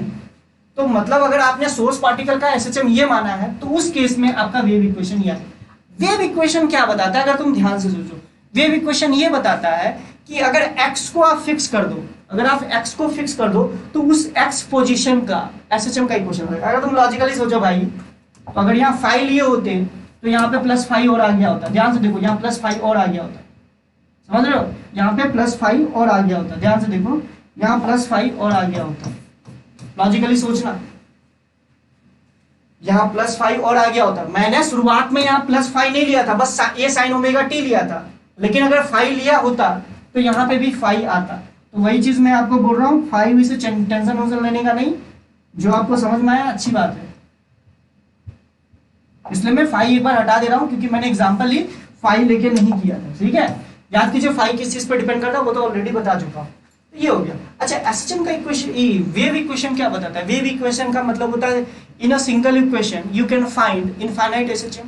मतलब इनफाइनाइट एसएचएम एक साथ होता है वेव इक्वेशन। मतलब अगर तुम ध्यान से देखो, अगर आप x को फिक्स कर दो, अगर आप x को फिक्स कर दो तो उस x पोजीशन का एसएचएम का इक्वेशन हो जाएगा। मतलब अगर आपका वेव इक्वेशन दिया हुआ है, जैसे सपोज करो a sin, जैसे एग्जांपल के लिए बोल रहा हूं, omega t minus kx plus 5, suppose करो मैंने 5 ले लिया, तो आपको पता है ये वेव इक्वेशन दे रखा है और ये वेव इसमें चल रही है, इसमें वेव चल रही है। तो आप सोर्स पार्टिकल से या मीन को इस वाले पार्टिकल से, ओरिजिन से अगर आप x नॉट डिस्टेंस पे चल गए, ये x नॉट इस वेव इक्वेशन में पुट कर दो, तो मतलब ये जो पार्टिकल होगा x नॉट डिस्टेंस पे, इसका एसएचएम का इक्वेशन हो जाएगा y is to a sin omega t minus of kx not plus 5। मतलब x की वैल्यू को चेंज करते चले जाओ। अरे गुस्सा नहीं होंगे भाई अगर आप x को चेंज करते चले जाओ तो आपको उस x पोजीशन पे जो प्रेजेंट पार्टिकल होगा उसका एसएचएम का इक्वेशन मिल जाएगा। यही तो बात की थी कि in a single equation you can write infinite SHM is a wave equation. मतलब अगर आप x को चेंज करोगे तो उस x पोजीशन पे जो पार्टिकल प्रेजेंट होगा उसका एसएचएम का इक्वेशन आपको मिलता चल जाएगा। समझ रहे हो मेरी बात को? अबे डरना उड़ना मत। तो मतलब एसएचएम का मतलब ये वेव इक्वेशन का बस मतलब सिंपल सा मतलब यही होता है। अब ये बताओ कितने लोगों को समझ में आया वेव इक्वेशन असल में क्या होता है? वेव इक्वेशन असल में क्या होता है ये कितने लोगों को समझ में आया? वेव इक्वेशन का मतलब होता है infinite SHM in a single equation, जिसको कि आपको मैंने ये एग्जांपल लेके बता दिया कि अगर आप यहाँ से x डिस्टेंस दूर जाओ और x नॉट की वैल्यू पुट कर दो तो इस x नॉट पे जो प्रेजेंट पार्टिकल होगा उसका एसएचएम का इक्वेशन आ जाएगा। क्योंकि तुमको लॉजिकली सोचो ना, हर एक पार्टिकल एसएचएम कर रहा है, तो हर एक पार्टिकल एसएचएम कर रहा है तो हर एक पार्टिकल का एसएचएम का इक्वेशन क्या होगा? यही अगर आप एक सिंगल इक्वेशन में लिखना चाहो, यही वेव इक्वेशन होता है। तो उसका वो मैंने कैसे लिखा वो ऑलरेडी मैंने आपको बता रखा है कि t minus x by D लिखा और वहां से आपका वेव इक्वेशन आ गया है। वो आपका देखिए SHM as a function, SHM का equation as a function of x आ गया। अगर तुम ध्यान से देखो तो ये क्या है, वेव इक्वेशन क्या है? असल में एसएचएम का equation as a function of x आ गया। तो x को चेंज करते जाओ तो x पोजीशन पे जो एसएचएम होगा उसकी वैल्यू आपको मिलती जाएगी। समझ रहे हो मेरी बात को? अच्छा, अब थोड़ा सा हम लोग वेव इक्वेशन का थोड़ा सा हम लोग ये करते हैं। तो देखो वेव इक्वेशन असल में आपको किस रूप में दिखेगा, ध्यान से देखिएगा। अच्छा, अभी तो आप लोगों ने वेव वेलोसिटी ऐसे मानी थी, याद करो मैंने वेव वेलोसिटी इस तरफ मानी थी, ऐसे मूव कर रही थी ना। अगर तुम ध्यान से देखो वेव ऐसे करके मूव कर रही थी। अगर आप वेव वेलोसिटी ऐसे मान लो तो उस पे जो आपका ना वेव इक्वेशन का थोड़ा बहुत असर पड़ेगा। जैसे ध्यान से देखना, सुनना मेरी बात को, अगर आपने समझ गया, ध्यान से सुनना, 3-4 चीजों पे डिपेंड कर रही है। पहला तो एसएचएम का इक्वेशन पे, सोर्स पार्टिकल का एसएचएम का इक्वेशन चलो मैं मान लेता हूं A sine minus of omega t मान लिया, मान लो रे माइनस ऑफ ओमेगा टी मान लिया और इसको इस तरफ लेके इस तरफ ले लिया। तो पॉसिबिलिटी बहुत सारी चीजें हैं, मैंने तो एक पॉसिबिलिटी के लिए आपको बता दिया ना। तो उसको देखो, ध्यान से देखो तो कौन सी पॉसिबिलिटी के लिए बताया। एसएचएम का इक्वेशन पहला तो माना ए साइन ओमेगा टी, दूसरा माना वेव इस तरफ मूव कर रही है। देखो ना एनर्जी ऐसे ऐसे मूव कर रही थी तो इसका मतलब वेव इस तरफ मूव कर रही थी, मतलब वेव वेलोसिटी इस तरफ है। उस केस में हमारा जो एसएचएम का इक्वेशन आया वो ऐसा आया। अब मैं दूसरी तीसरी पॉसिबिलिटी की बात करूं तो कौन सी पॉसिबिलिटी बन सकती है? हो सकता था एसएचएम का इक्वेशन में थोड़ा बहुत फेरबदल हो जाए, मतलब t इक्वल्स टू 0 पे मान लो आपने हाफ ही लेना चालू कर दिया, पता चला तब तक साला t इक्वल्स टू 0 पर पार्टिकल यहां कहीं पहुंच चुका, तो बोला अरे ये साइन ओमेगा टी प्लस 5 हो गया। t इक्वल्स टू 0 पे अगर वो मीन पोजीशन से एक्सट्रीम पोजीशन की ओर जा रहा है, पॉजिटिव एक्सट्रीम पोजीशन पे, तब आपका ए साइन ओमेगा टी होगा। लेकिन अगर आपने थोड़ा सा t इक्वल्स टू 0 चूज करने में थोड़ा सा इधर उधर कर दी तो आपका एसएचएम का इक्वेशन कुछ इधर हो जाएगा। या अगर समझ लो मीन पोजीशन से नेगेटिव एक्सट्रीम पोजीशन की तरफ जा रहा है तो एसएचएम का इक्वेशन ये हो जाएगा। समझ रहे हो मेरी बात को? तो ये लॉजिकल बात है कि आप t इक्वल्स टू 0 पे क्या आप चूज कर रहे हो उस बात पे डिपेंड करता है एसएचएम का इक्वेशन। मेन क्वेश्चन से कहाँ था, किस तरफ जा रहा था, इस चीज पर डिपेंड करता है। और लॉजिकली हम लोग अब ये वेलोसिटी किस तरफ है, वेव इधर मूव कर रही है या इधर मूव कर रही है, वो बात पे भी डिपेंड करेगा। हो सकता था आप इधर पकड़ लिए होते, इधर पकड़ लिए तो इधर 80 को ऐसे से कर रहे होते, तो नेगेटिव एक्स की तरफ ना वेव मूव करने लग जाता। तो ये छोटी छोटी बातों पे आपका वेव इक्वेशन डिपेंड करेगा। तो मैं जनरली जो वेव इक्वेशन होता है वो इस फॉर्म में होगा, A sine plus minus omega T plus minus k x plus five, plus minus omega T plus minus k x plus five. समझना? अच्छा, ऑब्वियस ही बात है, कई जगह कॉस का फंक्शन दे देगा, तब साइन को कॉस में कन्वर्ट करना कोई बड़ी बात नहीं है। तो ये मत बोल देना कि हमेशा वेव इक्वेशन साइन के फॉर्म में होगा, कॉस के फॉर्म में भी आ सकता है, फाइव को एडजस्ट कर दिया गया होगा, हो सकता है ये भी। समझ रहे मेरी बात को? तो कॉस के फॉर्म में भी दे दिया होगा, तो इसको घबराना नहीं, मतलब आपका वेव इक्वेशन इस तरीके से आ सकता है। ये बात आपको समझ में आनी चाहिए। अब इस पे थोड़ा सा ट्रिक बता देता हूं, ध्यान से सुनिएगा। अब वेव वेलोसिटी और इस पे किस तरीके से सोच सकते हो। अगर मान लो वेव इक्वेशन जैसे मान लो कि इस तरीके से दिया हुआ A sine omega T plus k x plus five, दूसरा दिए रखा है y is equal to A sine minus of omega T minus of के एक्स प्लस फाइव, तीसरा दे रखा है y is equal to A sine k x minus omega T plus five, y is equals to a sin omega T minus k x plus five. अब इस देखिए plus minus को देख के ना एक बात मैं बोल सकता हूं, अगर तुम यहां पे ध्यान से सुनना, t एंड x का कॉफिशिएंट, अगर कॉफिशिएंट दोनों सेम साइन का है, क्या है, सेम साइन का है, तो ये मानिए कि वेव जो है ना, वेव जो ट्रेवल कर रही होगी वो नेगेटिव एक्स डायरेक्शन पे ट्रेवल कर रही होगी। मतलब मेरा ये कहने का मतलब है, यहां पे देखो ये प्लस ओमेगा है, यहाँ प्लस के, मतलब इसका कोफिशिएंट के आगे जो है ना पॉजिटिव का सिंबल है, यहाँ देखो पॉजिटिव है, यहाँ भी पॉजिटिव है, तो मतलब ये नेगेटिव एक्स डायरेक्शन पे मूव कर रही होगी। अब मैं आपको ये बताने की कोशिश कर रहा हूँ, इसके बेसिस पे आपको बताने की कोशिश कर रहा हूँ कौन पॉजिटिव एक्स की तरफ मूव कर रहा है। पॉजिटिव एक्स मतलब ये एक्स, ये नेगेटिव एक्स, ये प्लस वाई और ये नेगेटिव वाई, इसके बेसिस पे मैं बताने की कोशिश कर रहा हूं। ध्यान से सुनिएगा, अगर दोनों का t और x का कोफिशिएंट दोनों अगर आपका एक ही साइन का है, जैसे यहाँ पे देखो यहाँ प्लस प्लस है, यहाँ पे भी आपका प्लस प्लस है, तो ये नेगेटिव x डायरेक्शन पे मूव कर रहा होगा। इसी तरीके से देखो इसके आगे भी नेगेटिव है, इसके आगे भी नेगेटिव है, x के आगे भी नेगेटिव है, सिंपल सी बात है, ये भी नेगेटिव x में जा रहा होगा, नेगेटिव x डायरेक्शन पे ये भी मूव कर रहा होगा। अगर दोनों का साइन अपोजिट है, मतलब देखो x के आगे पॉजिटिव है और t के आगे नेगेटिव है, तो सिंपल सी बात है दोनों का साइन अपोजिट है, तो मतलब ये है कि ये पॉजिटिव x डायरेक्शन पे मूव कर रहा होगा, जिसका एग्जांपल ऑलरेडी मैंने आपको करा रखा है। देखो omega T minus k x आया था, याद करो इस वाले केस में omega T minus k x आया था, और इस केस में तुमने क्या माना था, देखो ध्यान से, वेव वेलोसिटी जो है पॉजिटिव एक्स में जा रही है। तो ये तो आपको यहीं से आपको समझ में आया कि ध्यान से देख लो कि अगर तुम यहाँ लॉजिकली सोचोगे, जो कि हम लोगों ने एक एग्जांपल कर रखा है, एग्जांपल एक कर रखा है, उस केस में wave positive X direction move करे। अगर ये इस तरीके से आता तो इस डायरेक्शन में पॉजिटिव एक्स डायरेक्शन पे मूव करता।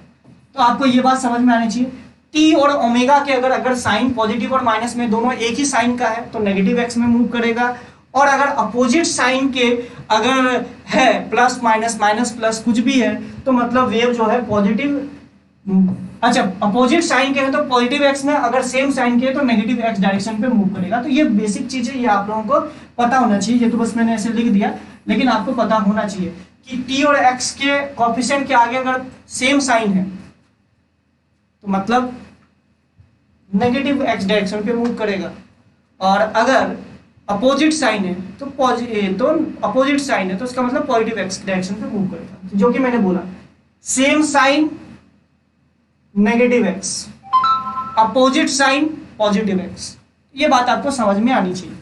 अच्छा थोड़ा सा और चर्चा कर लेते हैं। अगर वेव इक्वेशन की बात करें तो देखो ध्यान से, ये हमारे पास ऐसे आया था, ए साइन, अगर तुम्हें याद होगा omega T minus of omega by V into x plus five. अगर तुम इसको ध्यान से देखो, अगर तुम्हें याद होगा तो मैंने यहाँ पे करवाया था, कहाँ गया भाई, हाँ ये देखो omega T minus of omega by V into x. अच्छा सिंपल सी बात है, अगर आप सोर्स पार्टिकल का एसएचएम के इक्वेशन में फाइव लिए होते तो प्लस यहाँ फाइव भी आ गया होता। समझ रहे मेरी बात को, अगर सोर्स पार्टिकल के एसएचएम के इक्वेशन में अगर प्लस फाइव लिए होते तो यहाँ प्लस फाइव आ गया होता। तो मेरा ये कहने का मतलब है, ध्यान से सुनना, अब इसी में हम लोग बहुत सारी चीजें देखेंगे। तो ध्यान से देखो कि हमने पहली तो ओमेगा बाय भी को एक नया कांस्टेंट के बोल दिया। क्या बोल दिया बेटा? के बोल दिया। समझ लो, एक नया कांस्टेंट के बोल दिया। अब ये जो है ना, इसको हम लोग बोलते हैं फेज कांस्टेंट। इस पूरे को बोलते हैं फेज कांस्टेंट। क्यों बोला फेज कांस्टेंट? फेज कांस्टेंट, अगर तुम नॉर्मल वेव की बात करो तो नॉर्मल वेव में हर एक पार्टिकल का जो मतलब मीडियम के हर एक पार्टिकल का फेज कांस्टेंट अलग अलग होता है। अगर तुम ध्यान से देखो तो अगर आप x की वैल्यू को चेंज करोगे तो क्या चीज चेंज हो रही होगी? तो एसएचएम का एम्पलीट्यूड सेम रहेगा, एंगुलर फ्रीक्वेंसी सेम रहेगा, यानी फ्रीक्वेंसी भी सेम रहेगा, लेकिन चेंज क्या हो रहा होगा? हर एक पार्टिकल का फेज कांस्टेंट अलग हो रहा होगा। अगर तुम लॉजिकली सोचो तो x is to X not पे जो पार्टिकल होगा उसका फेज कांस्टेंट क्या होगा? फेज कांस्टेंट क्या हो जाएगा? वो x is to X not पे जो पार्टिकल होगा वो भी तो एसएचएम कर रहा होगा उसका, लेकिन फेज कांस्टेंट मुझे लग रहा है ओमेगा बाय भी, जो भी बोल लो, माइनस ओमेगा बाय भी एक्स नॉट प्लस फाइव हो जाएगा। इसी तरीके से अगर मैं x इज टू x1 ले लूं तो ध्यान से देखिए इस x1 पार्टिकल पे जो एसएचएम कर रहा होगा उसका फेज कांस्टेंट कितना हो जाएगा? ध्यान से देखिए, उसका फेज कांस्टेंट हो जाएगा माइनस ऑफ ओमेगा बाय भी x1 प्लस फाइव। मतलब जैसे जैसे x की वैल्यू को चेंज करोगे उस हिसाब से आपका फेज कांस्टेंट चेंज हो जाएगा। मतलब सिंपल जो ये वेव चलती है ना, सारे particle same amplitude same frequency का तो होता है, सारे पार्टिकल का जो एसएचएम होता है वो सेम फ्रीक्वेंसी सेम एम्पलीट्यूड का तो होता है, लेकिन फेज जो होता है वो अलग अलग होता है, फेज कांस्टेंट अलग अलग होता है। याद कीजिए, इसका रीजन भी मैंने आपको एक शॉर्ट तरीके से बताया था कि फेज कांस्टेंट जो है, जो जिसको हम लोग फेज कांस्टेंट बोलते हैं, वो इस बात पे डिपेंड करता है कि t इक्वल्स टू 0 पे आपका पार्टिकल मीन पोजीशन से किधर था, कहाँ था, इस बात पे डिपेंड करता है। तो सिंपल सी बात है, t इक्वल्स टू 0 पे क्या हर एक पार्टिकल मीन पोजीशन से ऊपर उठा था? नहीं उठा था। जब एनर्जी उस पार्टिकल के पास पहुंची थी तब उस पार्टिकल को ऊपर उठाया था। यानी t इक्वल्स टू 0 पे हर एक पार्टिकल का जो पोजीशन है वो हर एक पार्टिकल का पोजीशन अलग अलग रहेगा। तो सिंपल सी बात है, हर एक पार्टिकल का फेज कांस्टेंट भी अलग अलग आएगा। तो ये लॉजिकल बात है।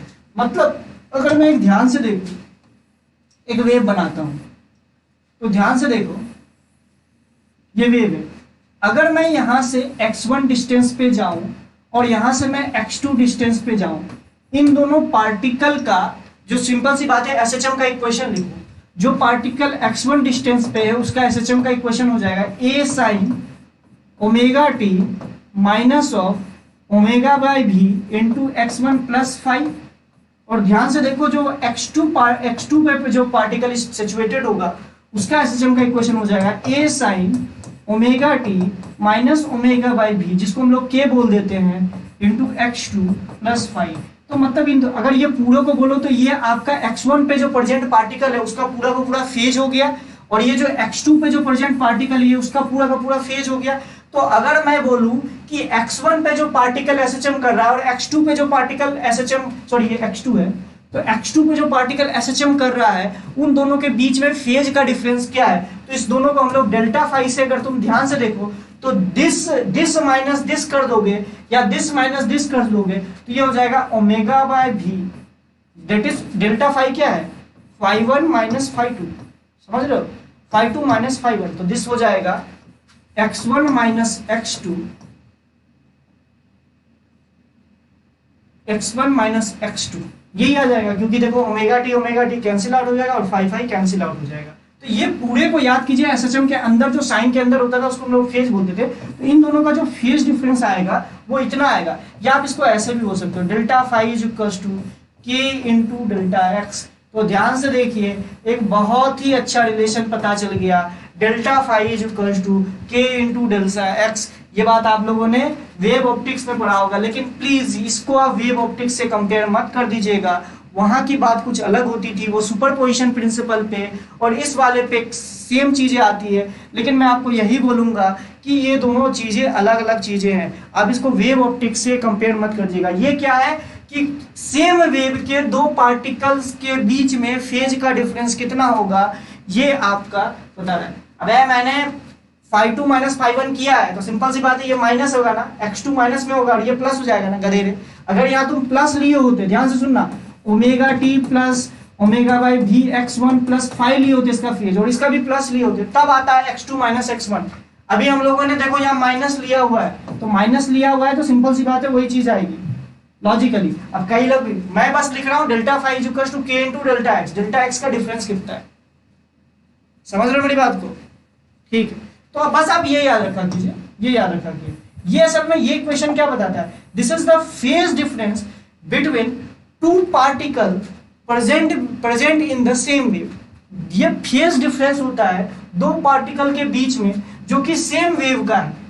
देखो ना, अगर तुम ध्यान से देखो, ये पार्टिकल और यहाँ ये वाला जो पार्टिकल है, इन दोनों पार्टिकल के बीच में फेज का क्या डिफरेंस होगा वो ये बताता है।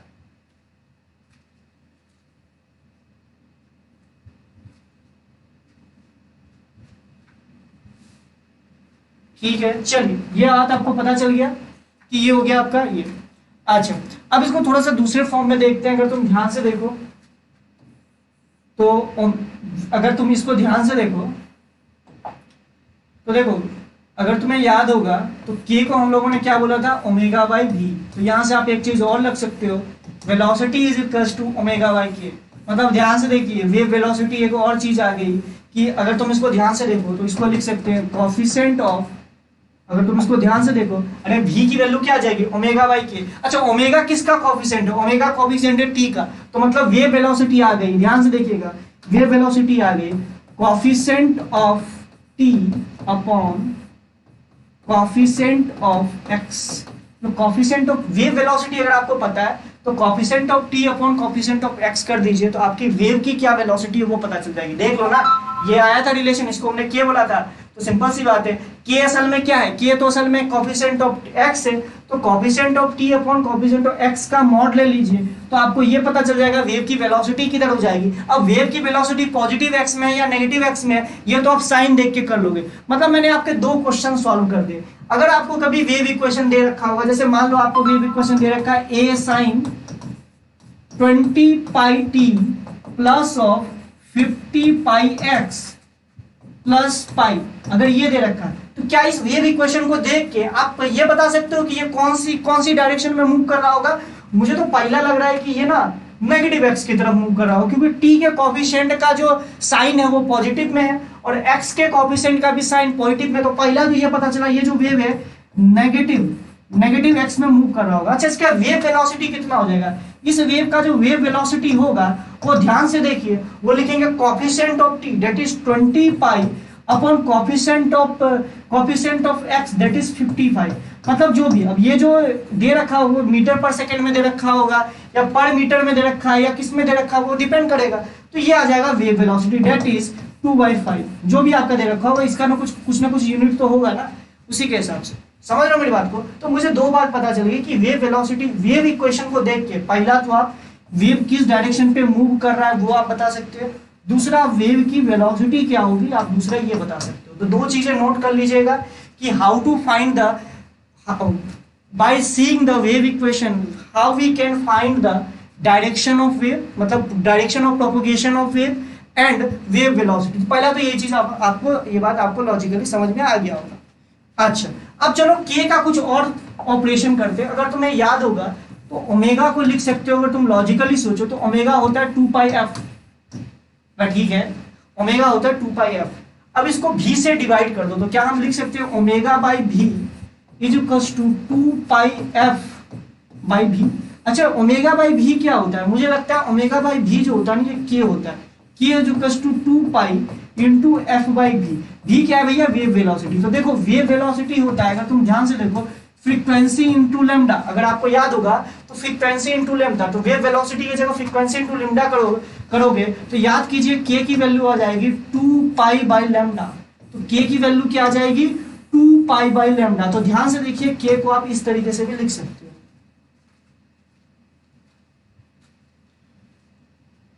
तो ध्यान से देखिए k की वैल्यू आ गई 2 पाई बाई लेमडा। तो याद करो जो फेज डिफरेंस का फॉर्मूला आया था, याद कीजिए फेज डिफरेंस कितना आया था? अगर आपको याद होगा तो फेज डिफरेंस हमारा आया था डेल्टा एक्स इंटू के। याद आया आपको? आया था? अगर आपको याद होगा तो मैंने आपको यहीं पे बताया था कि फेज डिफरेंस जो आया था k इंटू डेल्टा एक्स आया था, तो k की जगह आप क्या पुट कर सकते हो, देखो तो फेज डिफरेंस का नया फॉर्मूला, ताजा formula 2 pi by lambda into x. कई लोगों को लग रहा होगा बेटा कि ये जो फॉर्मूला है ना वेव ऑप्टिक्स का है, लेकिन ये एक्चुअली है नहीं। ये वेव ऑप्टिक्स और इसमें बहुत अंतर है। वेव ऑप्टिक्स में दो वेव की बात होती है, दो वेव मिलती है तो उन दोनों के बीच का फेज का डिफरेंस क्या होता है, लेकिन यहाँ पे सिंगल वेव में के दो पार्टिकल के बीच में, अच्छा डेल्टा एक्स है, सॉरी ये डेल्टा एक्स है, सेम वेव के दो डिफरेंट पोजीशंस पे प्रेजेंट पार्टिकल्स का फेज डिफरेंस का फॉर्मूला है ये, याद रखिएगा। समझ रहे मेरी बात को? तो ये देखिए एक से दूसरे फॉर्मूला को मैं रिलेट कर रहा हूँ। के का ये वाला भी फॉर्मूला बहुत ज्यादा इंपॉर्टेंट है, ये आया कहाँ से ये चीज भी मैं आपको बता रहा हूँ। समझ रहे मेरी बात को? इसी की वैल्यू मैंने यहाँ पे पुट कर दी तो आपको यहाँ से आपको दिखने लगेगा। ठीक है, चलिए ये चीजें आपको थोड़ा समझ में आई, ये चीजें आपको समझ में आई। टी का कोएफिशिएंट क्या होता है भैया, लिख ही लेना तुम लोग। टी का कोएफिशिएंट जो होता है वो ओमेगा को बताता है, और एक्स का जो कोएफिशिएंट होता है वो के होता है, जो कि ओमेगा बाई भी को बताता है। या के को आप ऐसे भी लिख सकते हो, के is equal to 2 pi by lambda होता है। तो चाहे तो आप इन सारे फॉर्मूले को याद रख सकते हो। टी का जो कोएफिशिएंट होता है वो ओमेगा बताता है, लिख ही लो, ऐसे लिखना। ओमेगा क्या है भैया, टी का कोएफिशिएंट, और इसका क्या होता है, और टी का कोएफिशिएंट ओमेगा है, और ओमेगा होता है 2 पाई एफ। अच्छा एक्स और के क्या होता है भैया, के जो होता है ना, के जो होता है ना वो एक्स का कोएफिशिएंट। तो अच्छा के क्या होता है भैया, के का तो पहला रिलेशन हम लोगों ने देखा ओमेगा बाई बी, दूसरा देखा K is equal to 2 pi by lambda. तो ध्यान से देखिए ये पूरा का पूरा एक तरीके से समरी हो गया कि ओमेगा जो होता है वो टी का कोएफिशिएंट होता है जिसकी वैल्यू आप लिख सकते हो 2 पाई एफ, और के जो होता है वो एक्स का कोएफिशिएंट होता है जिसकी वैल्यू आप लिख सकते हो ओमेगा बाई बी। उसी को जब सॉल्व कीजिएगा, या ओमेगा बाई बी, इसको देखो इसी को सॉल्व किया तो हमें क्या बनता है 2 पाई बाय लैम्डा। इसी को स्टाइल मार के आप ऐसे भी लिख सकते हो, के is equal to 2 pi f by B, ये भी लिख सकते हो। अबे ओमेगा को खोल दिया, कोई नहीं किया, अरे इसको बस खोल दिया, ओमेगा को लिख दिया 2 पाई एफ, तो के को ऐसे भी लिख सकते हो। तो चाहे कान ऐसे पकड़ो चाहे ऐसे घुमा पकड़ो, बात एक है। तो वही चीज मैं लिख रहा हूं, बार बार वही चीज लिख रहा हूं। ठीक है, ठीक है। अब देखो different form of wave equation. अब वेव इक्वेशन डिफरेंट फॉर्म में लिखा हुआ रहता है, उसको कैसे जस्टिफाई कर सकते हैं। जैसे अगर तुम ध्यान से देखो, नॉर्मली जो हम लोगों ने वेव इक्वेशन देखा था वो क्या दिखा था, जो हम लोगों ने ए sine omega T minus k x देखा था। तो इसको देखो, अगर वेव इक्वेशन अगर ये दे रखा है तो इसको देखो कैसे कैसे लिख सकते हैं। ध्यान से देखो, इसको मैं ऐसे लिखता हूं, ए साइन, दोनों जगह से पाई कॉमन ले लेते हैं, देखो 2 पाई कॉमन ले लेते हैं, ये हो गया small T by capital T minus x by lambda.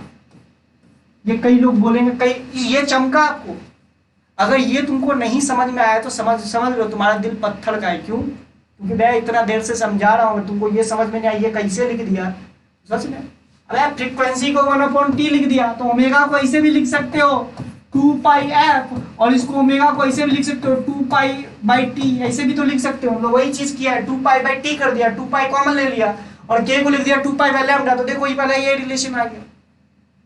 अरे ठीक है, दूसरा मुझे लगता है y को ऐसे भी लिख सकते हो, a साइन ओमेगा कॉमन तो t माइनस एक्स भी। ये तो पूछ भी मत लेना ये कैसे आया।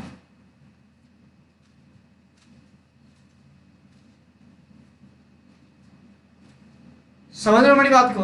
तो पहला तो रिलेशन ये आया, ये आया, ये आया, कैसे भी फॉर्म में दे रखे, ये तीनों वेव इक्वेशन ही दे रखे। ठीक है, ठीक है बेटा, बनवा लेंगे। लास्ट क्वेश्चन आज के लेक्चर का आप लोगों के लिए, लास्ट क्वेश्चन। एक क्वेश्चन आपको दिया हुआ है, एक वेव इक्वेशन है, y is equal to A sine, नहीं ऐसे दे रखा है, ऐसे दे रखा है 5 mm, ये mm मतलब इसकी यूनिट है, साइन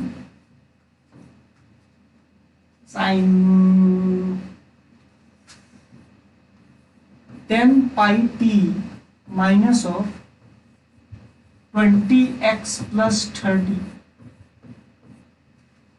फाइंड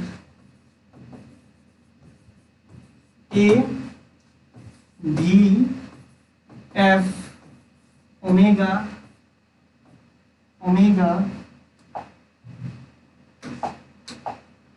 t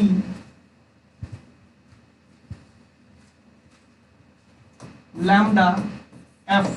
ये सब सारी चीजें देख के निकालिए, कैसे निकालिएगा I don't know. Last question,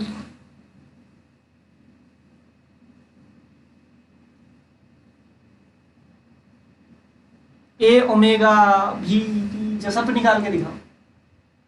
अच्छा, ये जो दे रखा है ये दे रखा है सेंटीमीटर इनवर्स में, और ये दे रखा है सेकेंड इनवर्स में, मतलब टी का जो कोफिशिएंट है ये सेंटीमीटर इस सेकेंड इनवर्स में दे रखा है। ठीक है, चलिए जल्दी से कीजिए।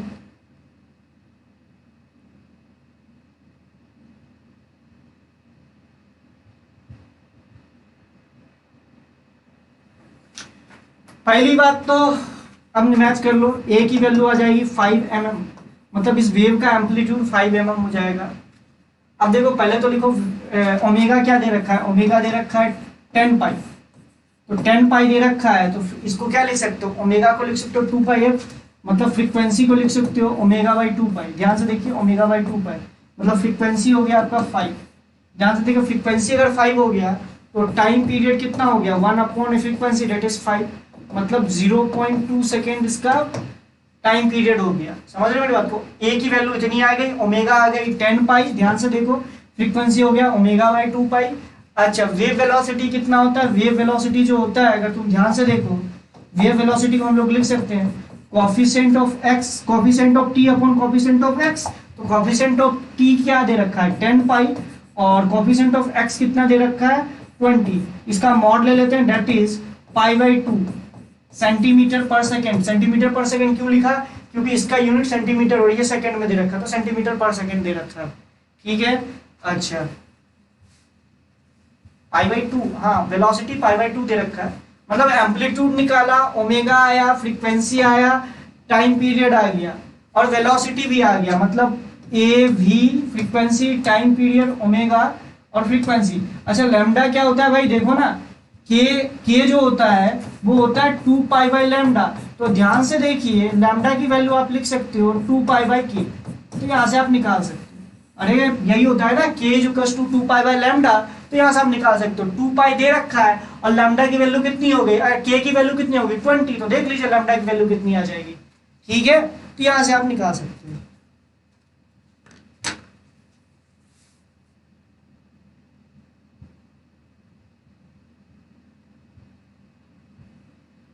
अच्छा फ्रीक्वेंसी दो बार आ गया क्या, भाई ठीक है ना, इतना रोने क्या जो थे लो, फ्रीक्वेंसी 2 बार क्या है लिख दिया गलती से, उसमें गधे नहीं कर। तो चलिए ठीक है। अच्छा ये वेव किस डायरेक्शन पे मूव कर रही होगी, मुझे लग रहा है ये वेव जो है ये पॉजिटिव एक्स डायरेक्शन की ओर मूव कर रही होगी, पॉजिटिव एक्स डायरेक्शन की ओर मूव कर रही होगी। तो चलिए ठीक है, आज वेव इक्वेशन आपका कंप्लीट हो गया। आई होप आप लोगों को समझ में आया होगा।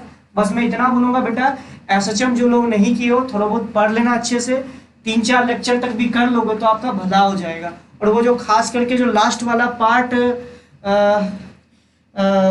लास्ट वाला जो पार्ट मैंने बताया था ना, एडिशन ऑफ 2 एसएचएम, कल की लेक्चर, वो थोड़ा सा अच्छे से करिएगा।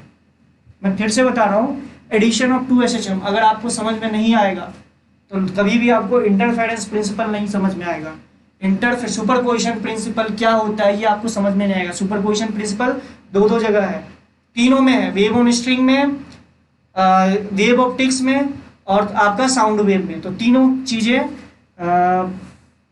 डिस्टर्ब होगी। तो ठीक है, आज यहीं तक रखते हैं। इसलिए आप लोग कल का जो लास्ट लेक्चर में जो मैंने बताया था एडिशन ऑफ 2 एसएचएम, वो आप थोड़ा सा देख लीजिएगा। कोई डाउट आए तो पूछ लीजिएगा, बाकी मैं आपको बता चुका हूँ।